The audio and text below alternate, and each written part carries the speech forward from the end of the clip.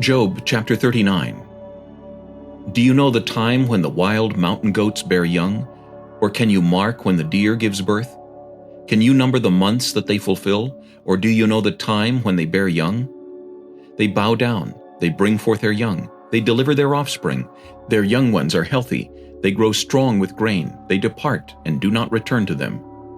Who set the wild donkey free? Who loosed the bonds of the onager?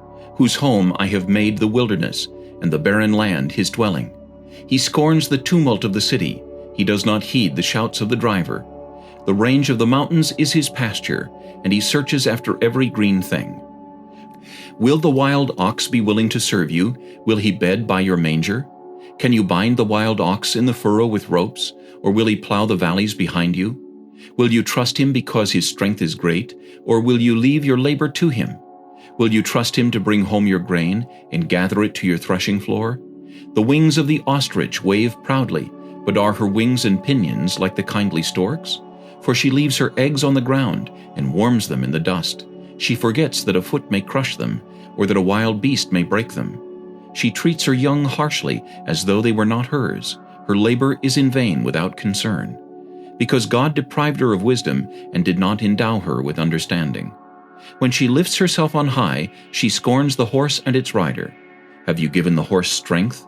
Have you clothed his neck with thunder? Can you frighten him like a locust? His majestic snorting strikes terror. He paws in the valley and rejoices in his strength. He gallops into the clash of arms. He mocks at fear and is not frightened, nor does he turn back from the sword. The quiver rattles against him, the glittering spear and javelin. He devours the distance with fierceness and rage, nor does he come to a halt because the trumpet is sounded. At the blast of the trumpet he says, "Aha!" He smells the battle from afar, the thunder of captains and shouting. Does the hawk fly by your wisdom and spread its wings toward the south? Does the eagle mount up at your command and make its nest on high? On the rock it dwells and resides, on the crag of the rock and the stronghold. From there it spies out the prey, its eyes observe from afar. Its young ones suck up blood, and where the slain are, there it is.